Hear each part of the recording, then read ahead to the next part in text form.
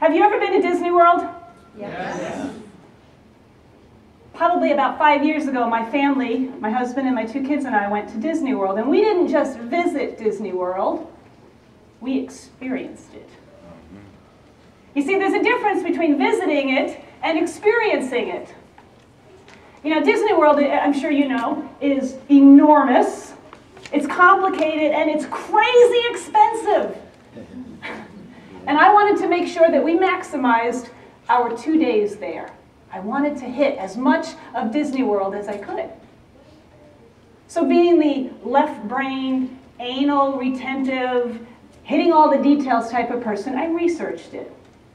And I came up with a plan to do Disney World. I joined the chat boards, I got the guidebooks, I called my friends that had been there, got it all laid out. Every step, every turn, every moment was scheduled. I was ready to experience Disney World. We got down there. We got to the Magic Kingdom even before it opened one day. My kids were excited. My husband was excited. I was ready because I had the plan. And that gate opened, and the mass of humanity flooded into the Magic Kingdom. But I was ready with my plan. I knew Space Mountain is where we're going. I knew exactly how many steps forward, where to turn right, how to scoot around the restaurant, which archway to go to, and how to get to Space Mountain the fastest way. And then my husband said, "Oh, I have to go to the bathroom." Dude, it's not on the plan. Do you know how many people will get in front of us if you stop at the bathroom? Hold it! We didn't visit Disney World, we experienced it. Now that may sound like I had no mercy, and I did. I had no mercy that day. But by the end of the day, we saw more of Disney World than most people would expect in 3 days. Because I had a plan. My family appreciated that I had a plan. They appreciated that I had done the work up front, knew exactly where I was taking them, knew exactly how far to walk, where to turn, when to go through the archway, how to get to Space Mountain first, and then every step after that was well planned. So by the end of the day, they appreciated the fact that I had done my upfront homework. As speakers, we can do the same thing. Now, I'm not saying that you're in this room and I'm not going to let you go to the bathroom. If you need to go pee, feel free to go pee.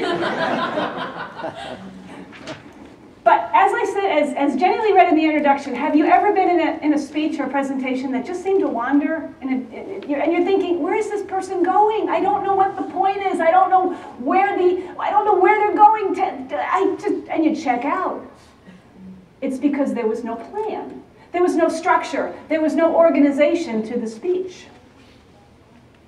I've been in many talks like that. I've given many talks like that.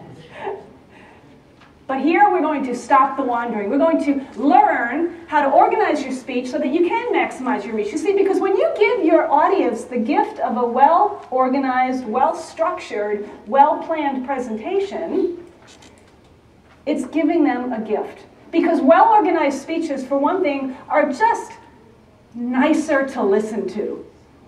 You know where we're going, you know when we get there, and you know what to do when we get there, much like our trip to Disney World. Well-organized speeches are easier to remember. Well-organized speeches are easier to deliver. And if you give a well-organized speech, a well-organized presentation, wow, you're going to be seen as the rock star presenter. Doesn't that sound like something you would like? Oh, heads are nodding, yes. All right, then let's go. Now, what I've got for you today is nothing unless I find my glasses. Here we go. What I've got for you today is a series of 5 questions that you can ask yourself as you develop your presentations. Now, I am an engineer, and because of that, I am very logical, very left-brained, very lineal in my thinking. So for me to organize a presentation, it's pretty easy. But raise your hand if it's not so easy for you. Yeah, there's a lot, there's a lot more people in the world that are probably more right-brained, a little bit more creative, a little bit more expressive, a little bit more emotional, a little bit more visual, and for them to come up with a clear, concise structure is not quite as intuitive. But these 5 questions that I have for you will give you the tools to make you the rock star organized speech presenter. Now, the first question that you would ask yourself is for the letter R. Now, you know what? I don't have a copy of my handout in front of me. Oh, wait, here it is. So I'll make sure I'm tracking with the handout. The first question that you would ask yourself is, what is your reason for speaking? Your reason for speaking is your overall objective for your presentation. Now, I believe there's 3, perhaps 4 reasons that you can choose to give a presentation. And it's, when you figure out your reason for speaking, it's really the starting place for developing your entire presentation. But it doesn't start in the beginning. Counterintuitive to what you think, you start at the end. Because your reason for speaking is what you want your audience to either do, think, or feel when you're done. Now, I know a lot of friends of mine that have great stories. Some life-changing, emotional, monumental learning lessons that have happened to them in their lives. And oftentimes they'll say to me, Maureen, you're a speaker. I've got a great story. How do I become a speaker? And I say, well, you do have a great story, but what is the reason for telling your story? Is the reason for telling your story just simply to say, ha, look at what I did. Look at what I experienced. Look at what I know. Because oftentimes our reason for speaking is a little too self-centered. But if you make it more audience-focused and ask yourself these 3 questions. Question 1, do I want to educate? Do I want to motivate? Question 2. And do I want to inspirate? Which isn't a word, is it?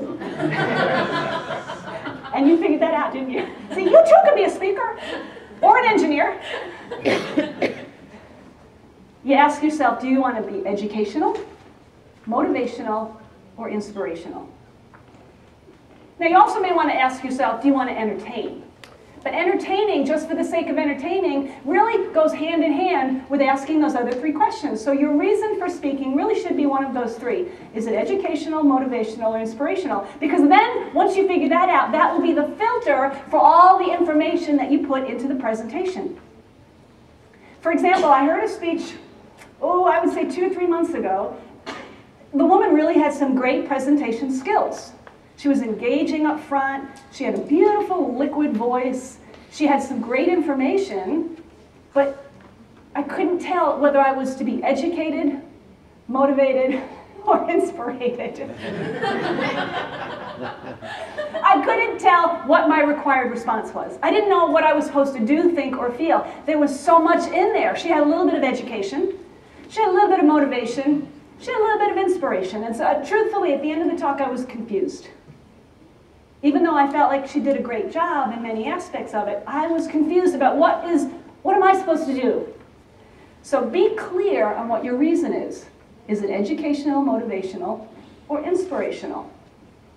Because that will help to focus or filter your information.